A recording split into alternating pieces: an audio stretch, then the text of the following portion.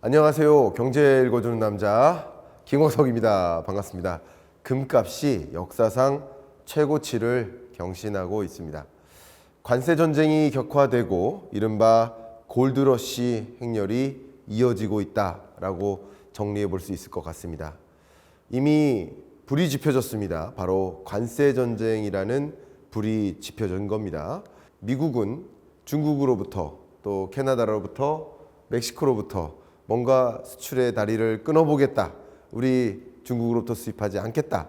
물론 캐나다와 멕시코가 우회 수출국으로서 대표적으로 부상해 왔기 때문에 관세를 매기겠다. 물론 두 국가에 대해서는 유예를 보고했지만 중국에 대해서는 추가 관세 10%를 단행했습니다. 그러자 너도 나도 할 것 없이 금 사야 되겠구나. 금 사야 되겠구나. 불안하게 전개되고 있다. 불확실성이 고조되고 있다. 너도 나도 금을 사야 되겠다라는 행렬이 이어지고 그게 결국 오늘날 국제 금가격 역사상 최대치를 경신하게 만든 것이다. 자, 그러면 지금부터 이 미중 무역 전쟁, 관세 전쟁의 행보 어떤 식으로 전개될지를 좀 들여다보고 그리고 이어서 금가격에 어떤 영향을 미칠 것인지를 들여다보는 이런 과정이 필요하지 않을까 생각하면서 오늘 본격적으로 그 두 가지 대주제죠. 미중 무역 전쟁, 무역 분쟁과 또 금이라는 안전자산 선호 현상 두 가지를 같이 이해해보는 시간을 가져보도록 하겠습니다. 트럼프가 나의 길을 걸어가겠다라고 움직이니까 너도 나도 그 길을 열어주는 모습입니다. 저는 더 이코노미스트 표지에 실려있던 이 트럼프의 씩 웃는 얼굴을 통해서 이렇게 유독 이가 반짝이는 모습인데 트럼프의 이런 트럼프식 행보는 관세 전쟁과 같은 이런 행보는 마치 금리를 더 빛나게 만드는 모습이지 않나 하는 생각을 해볼 수 있겠는데 그럼 그 구체적인 이야기 하나하나 달려가 보도록 하겠습니다. 저도 트럼프 2.0 이 책에서 또 2025년 경제전망서에서 향후 극단적 보호무역주의 시대가 오고 그 극단적 보호무역주의 시대의 불확실성이 더 고조되는 그런 국면으로 치닫게 될 것이다 라는 말씀을 계속 드려왔는데 그 이야기 드려보겠습니다. 일단 이미 미국발 관세 전쟁은 시작됐습니다. 과연 시작될 것인가? 지난 11월이죠. 25일 날 취임 첫날 관세 매기겠다라고 했고 중국이 펜타닐 문제 해결할 때까지 10% 추가 관세 매기겠다라고 이미 이야기를 했는데 당장 취임일 1월 20일에는 해당 조치를 취하지 않았었습니다. 또 10월에도 거슬러 올라가 볼게요. 관세는 사전에서 가장 아름다운 단어다. 관세를 높이면 기업들이 미국으로 들어올 것이다. 이렇게 얘기하고 또 지난 9월이죠. 관세는 인류 역사상 가장 위대한 발명품이다. 그래서 캐나다, 멕시코 각각의 25% 관세를 부과하고 중국에 10% 보복 관세를 추가적으로 조치하겠다라는 입장이었었는데 일단 관세 조치를 단행했지만 캐나다와 멕시코에 대해서는 유예를 했고 결국 중국에 대한 관세 조치를 함으로써 한 가지 큰 의미죠. 역시 관세는 카드였구나. 협상 카드였구나. 캐나다와 멕시코가 한 달 유예 기간 동안 미국이 원하는 것을 들어주는 행보를 해 나간다면 물론 관세를 취하할 수도 있겠죠. 그러나 중국 같은 경우는 패권 전쟁의 수단으로서 삼는 모습이다. 그래서 두 가지 의미를 갖고 있다. 관세는 협상 카드이고 두 번째는 미중 무역 전쟁의 수단이다. 이렇게 정리하면 어떨까 의견을 드리고 싶습니다. 이미 이 미국발 관세 전쟁이 시작됐지만 앞에 말씀드렸던 것처럼 2월 3일부로 캐나다와 멕시코에 대해서는 한 달간 유예를 해주겠다라고 했지만 2월 4일부터 대중국 10% 추가 관세를 발효했고 중국도 뒤질세라 맞불을 붙였죠. 2월 10일부터 미국산 제품에 대해서 최대 15% 관세를 조치하겠다. 보복 관세 조치를 단행합니다. 말 그대로의 관세 전쟁이 시작된 거라고 볼 수 있겠습니다.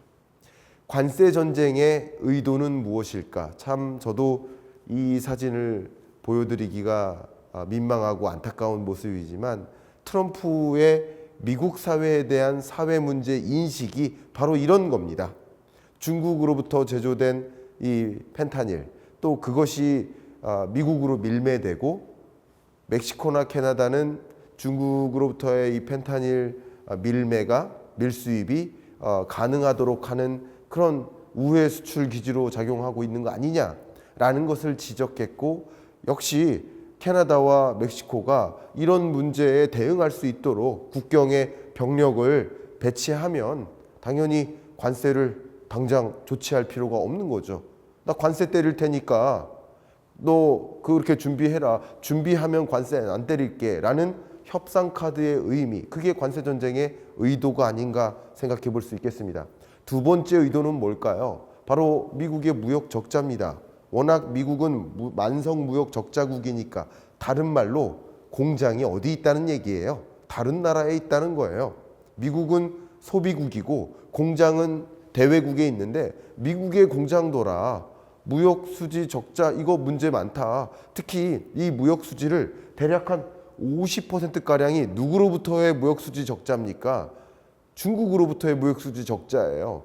물론 이 무역 수지 적자 규모 면에서 중국에 대한 무역 수지 적자 폭이 좀 줄어드는 경향은 있지만, 그것이 결국 미국이 중국에 대해서 관세를 취하고 또 그 밖에 여러 비관세 장벽 조치를 취하다 보니까, 그리고 여러 경제 제재를 가하다 보니까 미국이 결국 수입하는 그 수입 물품이 바로 중국으로부터 오는 것이 아니라 캐나다나 멕시코를 우회해서 오더라. 그래서 역시 멕시코와 캐나다에 대해서 관세 조치를 취하는 그런 의도가 담긴 것 아니겠습니까? 결국 관세 전쟁의 두 번째 의도는 중국으로부터 공장을 끊어버리겠다.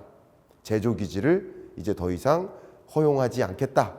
결국 관세 전쟁의 의도는 미중 패권 전쟁인 것이다. 이렇게 생각해 볼 수 있겠습니다.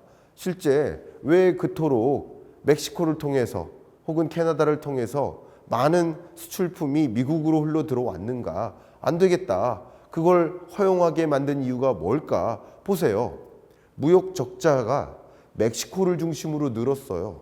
또 캐나다도 근래 22년에 많이 늘었었습니다. 중국 같은 경우는 오히려 22년에서 23년 동안 줄어들었어요. 대중국 무역 적자 규모가 줄어드는 동안 멕시코로부터의 무역 적자 규모가 커진 겁니다. 결국 중국으로부터는 어떤 무역 적자 규모를 축소시키는데 성공했을지 모르지만 또 하나의 길을 찾아 나가면서 멕시코, 캐나다로 생산 기지가 옮겨갔던 것이다. 실제 중국의 우회 수출 규모를 보면 멕시코를 중심으로 우회 수출 규모가 정말 크게 늘어나고 있는 양상을 우리는 확인할 수 있습니다. 심지어 중국 자본이 해당 주요 지역에, 멕시코 주요 지역에, 접경 지역에 공장을 설치하고, 사실 중국 기업인 거죠. 거기서 우회 수출하는 방법을 선택하고 저렴한 노동력을 이용하고, 더군다나 USMCA, 미국, 멕시코, 캐나다 간의 소위 FTA와 같은 이 협약, 어그리먼트, 이게 있기 때문에 무관세로 미국에 수출할 수 있는 겁니다. 이것의 전신이 나프타죠. 북미 자유무역 협정. 이제는 미국, 멕시코, 캐나다 협정, 이렇게 이름을 바꿔 불러야 되겠죠. USMCA, 이것으로 인해서, 이 협정으로 인해서, 또 이 협정은 멕시코, 너 중국과 FTA 체결하지 마. 캐나다, 너 중국과 FTA 체결하지 마. 이 협정의 주된 내용 중에 하나가 중국과 협정하지 말라는 건데, 중국으로부터의 우회 수출이 계속 이어지고 있다 보니 보신 것처럼 중국을 제치고 멕시코가 미국 최대 수입국이 되는 겁니다. 안 되겠다. 관세 전쟁의 결국 의도는 중국으로부터의 수입, 이것을 막아야 되고, 특히 미중 패권 전쟁이 담겨 있기 때문에 멕시코와 캐나다도 동등한 수준으로 공격을 취했었던 것이다. 그런데 이 관세 전쟁의 의도를 더 한번 생각해 보면 궁극적으로 중국이 있다. 바로 중국을 공격하는 것이다. 그러면 미중 무역 전쟁이 어떻게 격화되는지를 봐야 되고, 아마도 멕시코와 캐나다는 미국의 요구를 들어주는 방향으로 한 달간 움직일 가능성이 높고, 그래서 결과적으로 관세를 그냥 유예가 아니라 취하하는 일이 있을 수 있지 않을까 하는 생각을 해봅니다. 물론 원하는 방향으로 요구하는 수준을 제대로 들어주지 않는다면 또 관세를 부과하는 조치를 취할 수도 있고, 그러면 굉장히 힘들어지겠죠, 세계 경제가. 근데 미중 간의 무역 전쟁은 그럼 어떻게 격화될까? 이게 중요한 거거든요. 결국은 끝판왕이 중국이기 때문에 그 중국에 대해서 어떻게 무역 전쟁을 펼쳐 나갈 것인가? 전례가 있습니다. 트럼프 일기가 있습니다. 미국이 관세를 부과하면 중국도 동등하게 관세를 부과해 왔습니다. 역사적으로 보세요. 2018년, 19년 내내 1차, 2차, 3차, 4차에 걸쳐서 미국이 관세를 부과하면 거의 대등한 수준으로 중국도 미국에 대해서 관세를 부과함으로써 무역 분쟁이 격화되지 않았었습니까? 그러면 역시 2025년에 트럼프 2.0 시대에도 미국이 중국에 대해서 이 관세를 추가적으로 조치를 취한다면 중국도 당연히 맞불을 지필 것이라고 예상했던 일이죠. 예상했던 일이 지금 벌어지고 있는 것입니다. 보시는 것처럼 미국이 모든 중국산 수입품에 대해서 추가 10%, 가끔 이런 질문을 하시더라고요. 아니, 캐나다랑 멕시코는 25% 관세를 부과하면서 왜 중국에게는 고작 10%만 관세를 부과하냐? 그게 아니라 중국에 대해서는 이미 25%가량의 관세를 부과하고 있기 때문에 추가로 10%를 더 얹어서 관세를 부과하는 것이다. 이 부분은 하나 설명드리겠습니다. 그리고 미국이 이렇게 나서니까 중국이 어떻게 나섭니까? 보복 추가 관세 조치를 단행합니다. 특히 미국산 석탄, LNG에 대해서는 15%의 추가 관세를 부과하고 원유 농기계, 대배기량 자동차, 픽업 트럭 이런 자동차과에는 10%가량의 추가 관세를 부과하는 이런 조치를 발효할 예정입니다. 자, 그러면 이런 움직임만 끝나는 것인가? 중국은 또 다른 카드를 이미 만지작거리고 있어요. 이게 제 생각에는 미중 무역 전쟁의 어쩌면 본진이 아닌가 이런 생각합니다. 비관세 조치까지 이미 만지작거리고 있습니다. 텅스텐, 탈루리움, 비스무트 정말 많은 여러 금속 물질 수출을 통제하겠다. 우리 중국이 지금까지 미국에 이런 자원, 원자재를 제공해 왔는데 이거 수출 통제하겠다. WTO에도 제소하겠다. 이런 입장이에요. 그러니까 미중 간의 무역 전쟁이 또 다른 방향으로 격돌할 가능성이 있구나. 관세 조치 말고 비관세 조치까지 말이죠. 그래서 이제 미중 관세 전쟁이 아니라 미중 무역 전쟁 혹은 무역 분쟁 이렇게 설명하는 게 맞겠죠. 관세뿐만 아니라 비관세 조치까지도 활용하면서 미중 간의 무역 갈등이 심화되는 양상이라고 생각해 볼 수 있겠습니다. 그러면 그 다음 분쟁이 뭘까? 방금 말씀드렸던 것처럼 이게 중국 장치성입니다. 히토류 생산지에서 채굴하는 모습이에요. 미중 무역 전쟁이 격화되는 여정에서 중국이 이제 미국한테 히토류 공급 안 해. 또 우리 미국에 대해서 우호적이고 중국, 우리나라에 대해서는 좀 우호적이지 않은 그런 입장을 취하는 나라들 잘 봐. 히토류 공급 안 할 수도 있어. 라고 으름장을 이미 내비치고 있는 모습이다 라고 해석해 볼 수 있겠습니다. 왜 그럴까요? 세계 히토류 매장량 가장 많은 나라가 중국입니다. 또 히토류 생산량을 보면 절대적으로 정말 절대적으로 많습니다. 한 80% 가까이가 중국산 히토류입니다. 연도별 생산량 추이를 보면 향후 어떻게 전개될지를 어느 정도 가늠할 수 있겠는데 중국산 히토류 생산량이 유독 빠르게 증가하는 이런 모습. 세계적으로 이 히토류는 어디에 쓰입니까? 우리나라 반도체에 쓰여요. 자동차 만드는 데 쓰여요. 우리나라가 그토록 많이 의존하고 있는 반도체 소재, 또 자동차 배터리, 스마트폰, 가전제품 이 밖에 여러 우리나라의 주력 수출 품목에 중국산 히토류를 비롯한 각종 원자재를 의존하고 있습니다. 그러면 이 미중 무역 전쟁이 혹여나 격화될 때, 미국이 또 다른 카드를 만지작거릴 때, 우리 20%또 추가 부과할 거야 라는 식으로 움직일 때 중국은 어떤 카드를 내비칠까요? 우리 히토류 공급 안에 이런 식으로 이야기한다면 산업이 거의 마비가 걸리듯이 할 것이라는 생각을 해봅니다. 물론 여기서 한 단계 더 나아가 보면 미국이 러시아에 대해서 경제 제재를 가했었던 거 하나가 뭡니까? 네, 스위프트망에서 배제시켜 버리는 거. 이건 굉장히 강력한 조치거든요. 물론 그것이 가능할 거다라는 말씀은 아니지만 그런 카드까지 가지고 있고, 역시 중국은 이런 히토류를 비롯한 자원 공급을 차단하겠다라는 카드를 갖고 있기 때문에 둘 다 핵폭탄급의 엄청난 또 무기를 들고 있다. 미중 무역 전쟁이 격화되면 정말 세계 경제가 얼마나 더 어려워질까, 대공황 오는 게 아닐까 하는 생각을 하시게 될 겁니다. 그래서 세계 경제는 바로 불확실성이 고조되는 것입니다.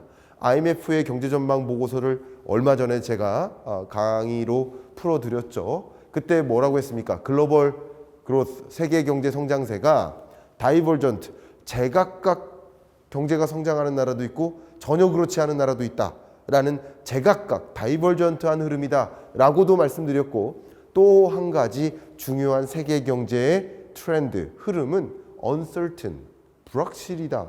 불확실성이 고조되고 있다라고 설명을 드렸죠. 특히 이 uncertainty, 불확실성에 좀 초점을 맞춰보면 어떨까요? 보시는 것처럼 2025년에는 그 어떤 때보다 수준이 높은 트레이드 팔러시, 무역 정책의 불확실성이 고조되는 국면이라고 정의해 볼 수 있겠습니다. 관세 장벽도 있지만 비관세 장벽까지 맞물리면서 글로벌리 극단적 보호무역주의 시대로 전개되고, 그걸 촉발시키는 대표 주자가 바로 트럼프라는 거죠. 그러면 이렇게 불확실성이 고조될 때 대공황 오는 거 아니야? 세계 경제 더 침체되는 거 아니야? 가뜩이나 글로벌 금융위기 이후에 세계 GDP에서 교육 규모가 차지하는 비중이 줄어들기 시작했어요.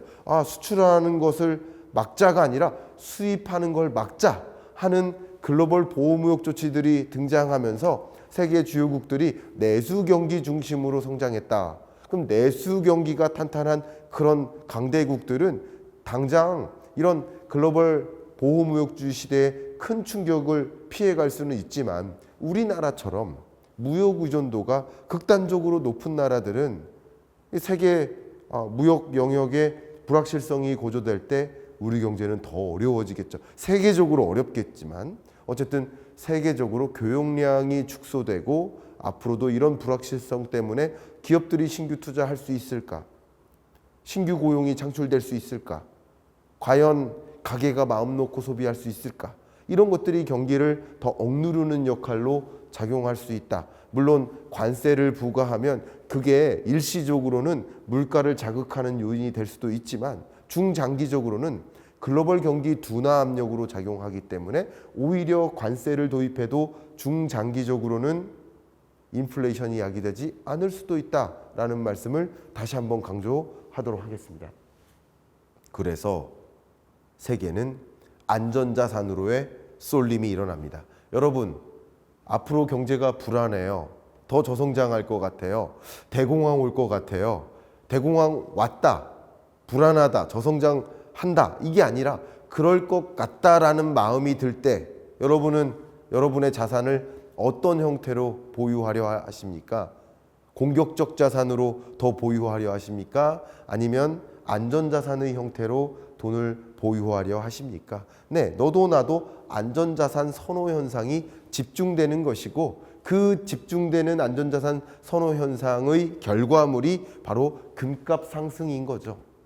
금값이 이렇게 치솟는 배경에는 역시 세계적으로 중앙은행들이 바로 금을 더 많이 보유하려는 움직임을 가져가고 있다. 너도 나도 금을 보유하려 하는데 세계 중앙은행들도 역시 팔을 걷어붙이면서 금을 보유하려 움직이고 있다. 이렇게 설명을 드리고 싶습니다. 금을 어떻게 보유하나요? 중앙은행의 금 보유 방법. 자, 우리나라의 외환 보유액 추이입니다. 보시면 외환 보유액에서 이 보라색으로 표시한 부분이 외환입니다. 근데 그 외환을 제외한 나머지를 보시면 IMF 포지션, 초록색 있죠? 특별 인출권, 붉은색 있죠? 그리고 맨 아래에 있는 파랑색, 이게 금입니다. 너무 그래프가 외환 보유액에서 외환이 절대적인 비중을 차지하니까 잘 안 보이시죠? 그래서 외환을 제외한 나머지 외환 보유액을 그래프로 다시 그려봤는데요. 이렇습니다. 그러니까 IMF 포지션, 특별인출권, 금으로 외환 보유액이 나머지가 구성됩니다. 근데 세계 주요국들이 금을 더 많이 보유하려는 행보를 보이고 있다라는 것이죠. 금을 더 많이 보유하려 한다. 막대한 양의 금을 보유하려 한다. 금의 양은 제한적인데 수요는 계속 늘어나고 있다. 그러니까 금 가격이 올라가는 겁니다. 그러니까 앞으로 25년 세계 경제가 더 불안한데 미중 무역 전쟁은 또 더 불안하게 만들 것 같은데 2017년, 18년에도 그랬어.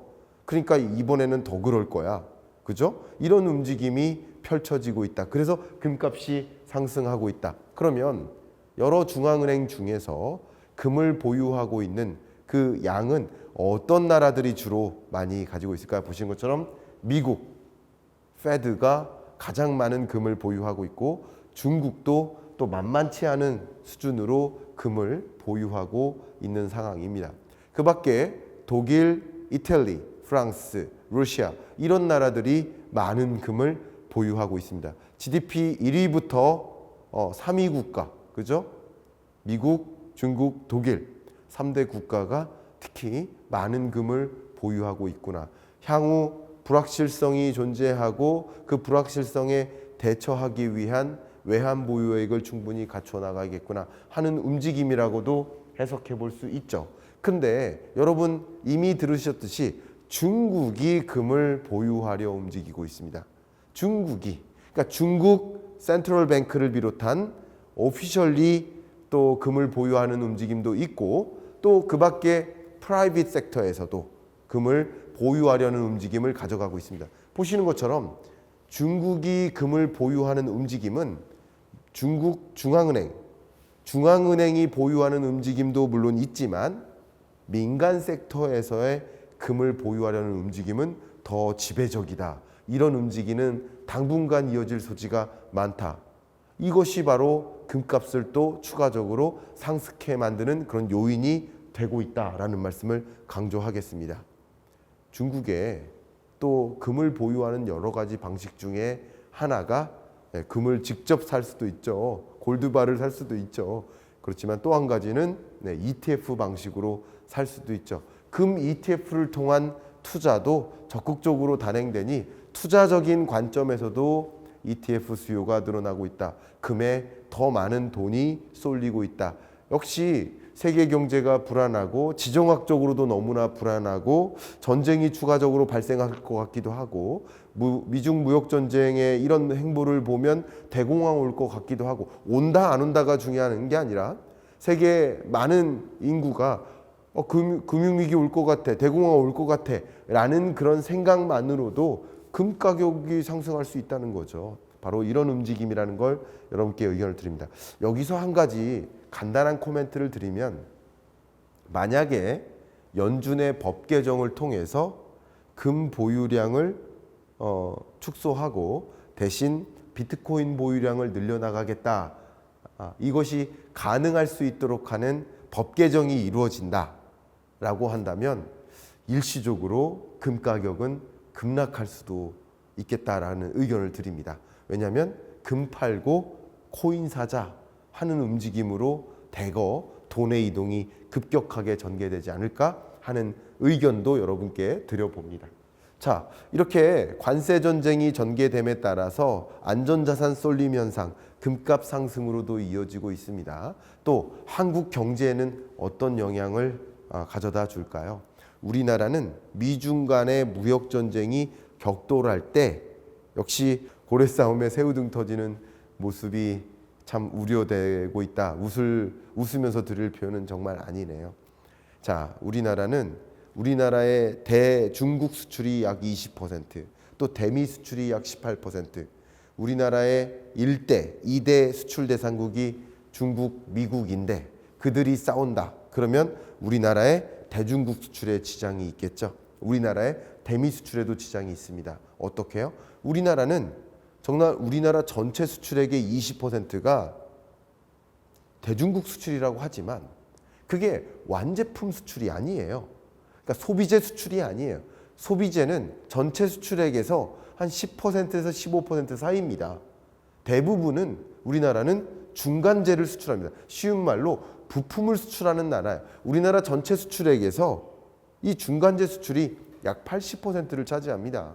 그러니까 중간재 수출량으로 보나 수출 비중으로 보나 세계적으로 우리나라는 중국에 많은 중간재 수출을 하고 있는데, 근데 미국이 중국에 대해서 수입 안 받겠다, 관세 장벽 올린다, 이렇게 된다면 우리나라의 대중국 중간재 수출에 상당한 걸림돌이 있겠죠. 그렇게 우리 경제에 영향이 있기 때문에 우리는 지금부터 수출 구조 개편, 대중국 의존도를 상대적으로 낮추고 다른 유망 대상국에 대한 수출 의존도를 높여나가는 그런 대응도 필요하겠다라는 말씀을 드려봅니다. 어쨌든 관세 전쟁이 이렇게 전개되다 보면 한국 경제에 상당한 영향을 미칠 텐데요. 이미 많은 연구기관들은 이 GDP, 대미 수출, 또 대중국 수출에 다 영향을 미칠 거라고 분석하고 있습니다. 그렇게 트럼프의 보편 관세를 시행하고 유독 한국은 대미 수출에 영향을 받고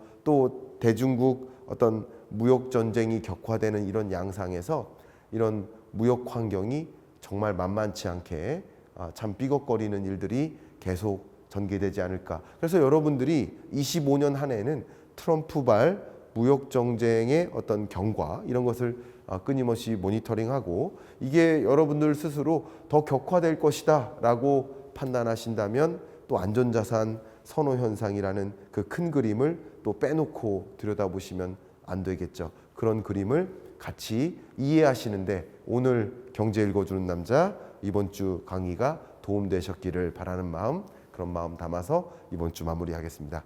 감사합니다.